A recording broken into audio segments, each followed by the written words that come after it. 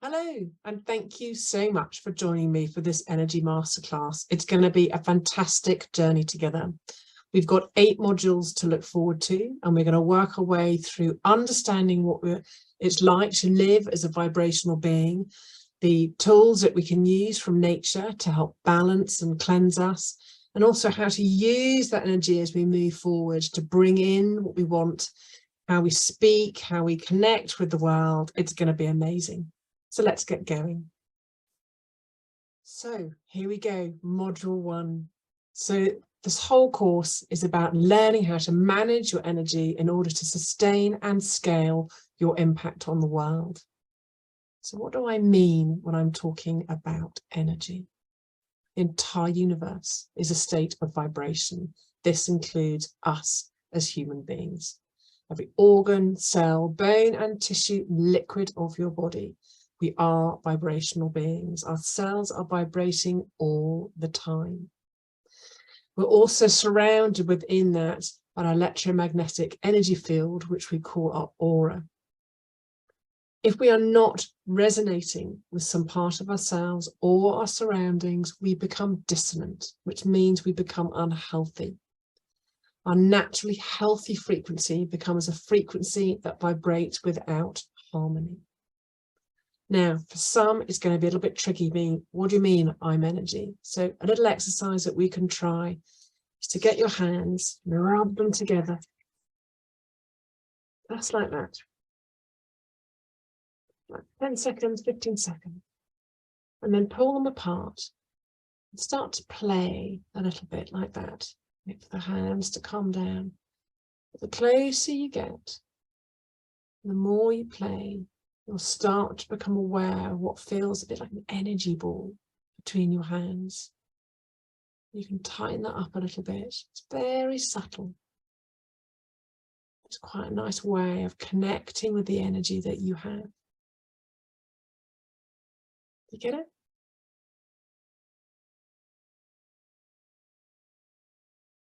Fantastic, well done. But also, we've all walked into a room or we've all met people where we kind of don't like their energy. We use the word, don't we? We don't quite always understand what that means, but that's what it is. It's their aura, it's their energy, it's how they're showing up, whether in a healthy state of balance or an unhealthy state.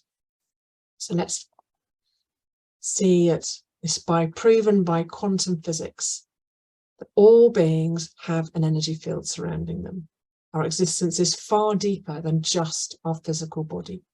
It extends into the energy field that surrounds us, and in turn, the vibrational frequency we set for that energy field. This aura gives us the ability to bond with all the wonderful living beings around us, including the universe and all its entities. So this is what the aura looks like. You can see on the left, we've got the 7 different layers. Each has a different color. You start with the etheric double that comes closest to the body. And you have the emotional body, what I would call the mental body, astral, and you have the other etheric and the higher mental planes as well. And I could write a whole course, and I may one day write a course about how these then work in also with the chakras and what each level looks like and what each level stands for. But that is for another day. So as I say, the colors of these layers depend on how balanced we are and where we focus our energy. And you can see from these pictures of auras of different people, which is taken with Kirlian photography, the different colors they have. And this does depend on what we're feeling, where our focus is, whether we're a teacher or a healer, whether we're grounded, whether we're very in our head, what part of that energy field, what part of that aura, or part of our chakra is being highlighted and fed, what's balanced and imbalanced. So as I say, our aura is our energy field, but we also have a chakra system, which is our energy centers. So these 7 points that work from between your legs, from your root chakra, up through your body, and they each regulate our bodily functions and systems and our emotions. Each aura then has a connection with one of the auric fields as well. And again, for each optimum health, each center must be balanced. This would be hopefully a separate workshop just looking at chakras and how they break down. But for this course, we're looking at the whole of the energy field, and really that once we've created that balance, how we move forward and set our intention in the world with that energy. So if our chakras are our energy centers, these feed down into our meridians, which are our energy pathways that run through the body. We've got 14 different meridians that ultimately will make one long river of energy within your being. So you can see from the picture on the right, that each meridian relates to an organ. We have our gallbladder meridian, our heart meridian, our kidney, our meridian, and those are broken down again into 5 different parts as 5 elements with the Chinese traditional medicine. We then have the central and the conception vessel, which are independent of the other 2, which run up the front of the body and up from, again, between your legs, up your back and over the top of your head. So when we're working with kinesiology, we then look at each of these organs and meridians are then connected to a muscle. And that's how kinesiology, which is really that art of muscle testing, we have the conversation with the body about finding where that imbalance is. And then we're looking for those shifts within that to create flow and to clear any imbalances that are there. It's where we're holding our energy blocks that need shifting when we work with energy medicine. So when we manage this energy field, it determines our state of health on all levels, on the physical level, the mental, the psychological level, and an emotional level. In kinesiology, we call that the triangle of health. And if just one of those is off, it will impact the other 2. So it is about finding balance at all times. And so to be conscious and intentional in approaching our body as a vibrational being is the key to thriving. So let's look at how we can support our body in this way. So our entire biological system and our brain and the earth itself all work on the same frequency. This is called the Schumann resonance. And this is at optimum at a 7.83 of hertz. So it's our Earth's heartbeat. So when we tap into this and connect with this, as you can see, we get enhanced learning and memory, the rejuvenation of the body, we find balance, it improves our stress tolerance, feelings of anti-jet lag, and grounding. Grounding is one of my favorite things, and it is one of the most powerful and simplest things you can do to improve your health. So what grounding is, it's a conductive contact of the human body with the surface of the earth. That can be with your hands or with your feet, or you could lie your whole body down. And they can have intriguing benefits for our physiology. Essentially, it is that contact of our part of our body. So let's look at some simple and powerful techniques and its benefits, and of course, how you can do it. So the benefits of those grounding techniques, it reduces inflammation. So we know that 90% of our chronic health conditions are linked to excessive and consistent inflammation. Grounding is one of the simplest ways to address that. It's known to decrease pain as well within our body and decrease our stress response. It helps to shift us from our sympathetic state, which is the tigers around the corner, to our parasympathetic state in our autonomic nervous system, calming down that release of cortisol so we're not having to worry about what's going to leap out the bushes. It increases our heart rate variability. So the higher our heart rate variability is, the interbeat between the heartbeats, the better the function of our autonomic nervous system. Again, that fight and flight part of us. This can be associated with better recovery, better emotional resilience, and overall overall well-being. It's great for sleep. Also improves our cortisol rhythm, which is one of the key stress hormones that get released when you're in that sympathetic state. It's brilliant for wound healing. It's going to be the best thing to include for an integrative approach to healing. And it reduces our blood viscosity. One of the best things to do, reducing your cardiovascular risk. If we think in the old days, man walked around in bare feet constantly in contact with the earth at all times. Today, we have concrete floors, we have rubber shoes, and we limit that contact. We limit that natural way we can find to balance us. So when you can get out with bare feet on the grass, you're connecting again with that primal resource and all the negative, releasing the positive ions and connecting with the negative ions of the earth. There was a fantastic 8-week study done on sleeping whilst grounded, how it normalizes the cortisol in men and women. So you can see the graph on the left is the pre-earthing and how that rise comes right up, and how with the post-earthing, how that graph has calmed down and really lowered all the aspects of the cortisol, meaning that 11 out of 12 fell asleep faster. 5 out of 6 women had less PMS or hot flashes at night. 9 out of 12 felt more refreshed and more energy. 9 out of 12 also felt less emotional stress, anxiety, depression, and irritability. And that's just by grounding to the earth. One of the great ways you can do that is walking barefoot on the ground, as I've said. It doesn't have to be grass, it can be sand, it can be mud. You can get a grounding sheet. I have this on my bed. It's like an undersheet that has a metal that runs through it. I think it's copper, and you plug it into your plug. You don't have to have it turned on. It's a bit like when you're plugging in your TV or computer, you need to know it's grounded. So that's what plugging it is in. Even with electricity off, it is grounding your energy via the electrical system that then grounds into the earth. You can also get grounding mats for your computer, for your feet, that create that contact. You can also wear wrist and ankle bracelets. And one of my favorite ways is via meditation.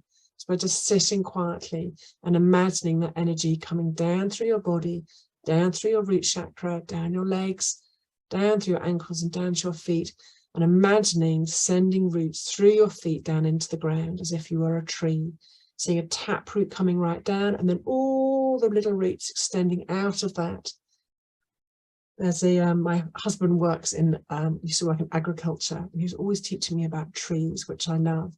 And he'd say when you plant a young tree and it's swaying in the wind, I'm going, you don't need to stake it more. And he goes, no, because actually the wind movement of the tree encourages the root growth, encourages those roots to get down and deep, and that teaches the tree to stabilize itself.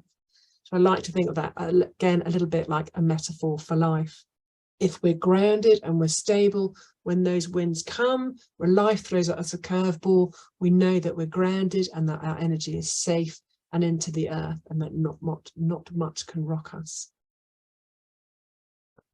What I also love is, as you'll see on the bottom of your feet, just between the widest part in the middle, is the start of our kidney meridian. The kidney meridian holds our vitality and our spark. It's all about the water element. It's all about holding fear and trauma. So by connecting this part of your body, which is known as bubbling spring, this acupressure point on the bottom of your foot is going to strengthen your chi, which is your life force energy. It promotes longevity and connects you to your divine purpose, restoring hope and optimism. So also when you're doing this, it brings a surge of revitalizing, restoring and invigorating energy to your body. It's a major wellspring point. It's the energy gateway that revitalizes the whole spectrum of your body, mind and spirit, and supports your ability to manifest the essential nature in the world. So just remember that, and sometimes you can just feel into that, flexing your feet and pushing that bubbling spring point down into the earth. There is a phrase that we use in spiritual work, as above, so below. So by grounding your energy, it then allows you to be stable enough to open up your crown chakra. You now have to be able to have your energy firmly grounded in the ground in order to come up and open up to the earth, just like the picture on the right shows. You can see the energy coming down through the root chakra, that root system coming down to Mother Earth, and then that reaching up the crown chakra to your intuition, to your higher self, and to your guides. But you can't just do it that way. You have to have the connection to the ground at the same time. So other than grounding, there are other ways to balance your energy. If it has been distorted either by your environment, if you're looking at Wi-Fi, emotional trauma, physical illness, mental health, or situations and people. Again, I thought twice about putting that picture up on the right, because even looking at it, thinking, oh gosh, that's intense. But that's what happens. We're around people who've had traumas of their own, bad days, and if they're not physically shouting at us, sometimes their energy can affect our field. And think, especially if you're a practitioner or a therapist or a coach, when you're sitting in a room with someone and they've come to you for help, they don't know, more likely than not, about protecting their own energy and about doing any of this work. So basically, they're bringing their shit, which is what we're there for. We're there to help them, but they're holding that in their energetic field. And unless you learn to ground and cleanse and protect your own energy, you are literally opening the door and welcoming that into your field as if they were shouting all these letters at you. So this is why I believe the work is so important, because to be effective, to show up and to be able to bring the magic that we want to our clients, it is our responsibility to look after our own energy first, to protect that from what's around us, so that we can be that calm in that storm in all ways, both with our experience and our training, but also energetically, so we can then be optimum for our clients. So whilst we are going to look at balancing, I wanted to reflect for a moment and show you how nature can reflect and influence your energy, and that this is all part of that balancing and that healing. So firstly, we're going to look at water. So you can see these images on the right. There's a Japanese scientist called Dr. Masaru Emoto, and he documents molecular changes in water due to their environment, whether that be the physical environment or the words spoken to them. He uses special crystallography photography to take a single water and to look at the crystal that is formed. So again, whether by pollution or words. So you can see on the right, we have spring water, and then another stream, and the Antarctic ice. But also in the middle of one, you can see from the Boaco Lake, it's the pollution is getting worse and worse. So rather than having this snowflake, this balanced crystal energy, it's all distorted and imbalanced. And then again, as the river passes through most of the major cities, on the right, it doesn't even become a molecule anymore. You've got undistilled water, which is symmetrical, but not really the crystalline form of the others. And then you have the Fujiwara Dam before offering a prayer and after, which is the power of thought, which we will be looking at in a different module. So, and we will also be looking at the power of words and thoughts on water further down the line. But just keep in mind, actually, that water has this response to its environment. And I follow this amazing lady called Vida Austin. I think she's in New Zealand. And she works with consciousness of water. And it's a huge topic. And I would really, if you're interested in this, encourage you to follow her, because it's a real eye-opener. She takes water and she exposes it to a thought or a photograph, words. She's done it with crystals, with homeopathy, with lots of different environments. And she briefly freezes it. There are 4 different stages of freezing in water. And this is one of the earliest stages that she does. And if you take it out, it kind of melts quite soon after taking it out. So it's this first level of freezing. But as you can see on the left, there's an example that the water in this Petri dish was showing this image of this diver off a rock. And it reflects that, it sees that, it's conscious of that. And in the freezing image above, you can see an almost identical image of this man jumping off the cliff. Again, in the middle, the image that was shown to the water is the hand holding the feather. And the water represents this by, again, this hand-like image holding a feather-like image. There are so many I could have put up. And one of my favorites is when the water was spoken the word schizophrenia to it. And you can see this image, it's sort of been split in 2 and slightly more outlined in the right. So you kind of have 2 faces here. The larger face almost has like a piece of fabric over its head. And then within that, you have a face turning the other way. So just to think actually that consciousness of water that I just find extraordinary, and a real eye-opener to think we are surrounded by water. And the water that's on the planet is the same water that's been there for 45 million or billion years. And the number always amazes me. We don't create more water, it is always taking different forms, whether as steam or as rain or as rivers or as seas. And if water has this consciousness, think of the history of the earth shifts that have happened, of the shifts of man, of animal, of evolution, of technology, and how water is holding that imprint of that technology at all times. But especially if you're speaking to water or exposing it to crystals or to more positive elements, how then when you ingest that, you're bringing that into your body, which is over 70% water. So this subject alone I find fascinating, and it's understanding that we need to release this belief that we're the only most powerful being on earth, and we have this huge influence over our body, but actually we're influenced so strongly by all the elements that are outside of us. So then, taking that theory and having looked at the human auras, we now look at the auras or the energy fields that surround plants, which I'm sure is something that you never thought of. So again, using Kirlian photography, you can see the clovers on the left and the flowers on the right-hand side. This is their energy field that's been captured. Everything is a vibrational being. Everything has an energy. So again, taking that theory of the plants having their energy field, if you'll then look at plant-based medicine, it then shows it's a fantastic way, because they're so pure and they're so clean and they're not hopefully influenced by pesticides or environments, by the choosing the optimal plants for the medicine, they're then able to create harmony within our own bodies. Consider flower remedies, which are best, and Dr. Butt recommended that we use them in water, as that helps them then to raise their frequency and embody that natural frequency further into our system. Combine that image you've just seen of the energy field of the flowers with the images of the water and the consciousness, and what that perfect combination, and it then comes into ourselves as a water being of vibration. And again, with homeopathy, all based on flowers and plants. So it's a wonderful, gentle and non-invasive way, and yet a powerful way to help balance in you. It is a gift from nature.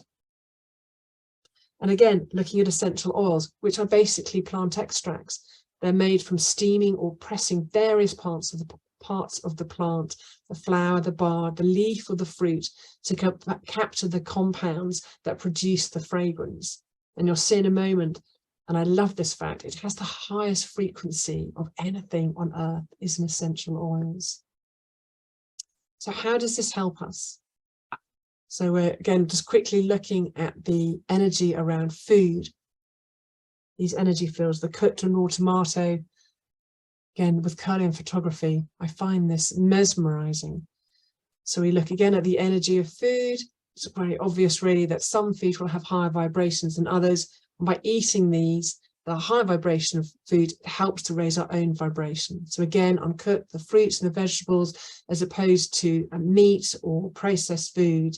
I mean, I'm probably not teaching anything you don't already know, but it's actually looking at it from a vibrational level. How can I raise that vibration? Because when my vibration is high and at its optimum, I then have health on all levels, on the physical, on the emotional, and on the mental. So the way that we bring these elements in and the way they influence us is through entrainment. And entrainment is encouraging the sync of your unhealthy cells into coherent patterns. So the harmonious sounds or vibrations that we bring into our body encourage the cells to vibrate at optimum frequency. It's a little bit like having one tuning fork and then banging another tuning fork. This tuning fork will then vibrate the same way as this. It's bringing that vibration up through it. So with flower remedies, and we have two different emotional states in different remedies. So we don't just, we have the negative state, they actually, flower remedies are about suppressing that negative state. What they're actually doing is through entrainment of bringing up the positive state, the positive vibration of the plant through your body. So now hopefully you're able to see how introducing the natural influences to your system are able to balance and harmonize your own energy by bringing in the high vibrations. We raise our own vibration at the same time. So I love this chart. So you can see here on the bottom left-hand side, the processed or canned foods have no frequency. They're all measured in megahertz of the various things we bring into our life. So at 25 megahertz, when our body's vibrating at that level, that's when we're starting to die. You have that low frequency of cancer at just 42, and the Epstein bar and Candida just above that. So these are all the unwellness. So for optimum, we really want to be vibrating at 62 to 68, with the healthy brain at 71 to 90. So then you come to the other side of the chart and you can see the vibration of the elements that we can bring in, and that fresh fruit and the herbs, but also then you look down at the essential oils, and the highest one, which I believe is rose, is vibrating at 320 megahertz. And that's why when you bring these elements into you, a great way to bring them in is through your feet. It's one of the quickest ways we can absorb things into our body. But bringing that high vibration of something like essential oils, it helps to raise us, raise our vibration up. So hopefully now you'll have a greater understanding of how we all walk on this planet together as vibrational beings. And the next module, we're going to be looking at how to manage this energy field by cleansing and healing it when it's in balance, by protecting it from outside forces, and also looking at a couple of ways of clearing any past energy that we're holding, discord that we're holding within us. So I look forward to seeing you in module 2. Thank you for watching.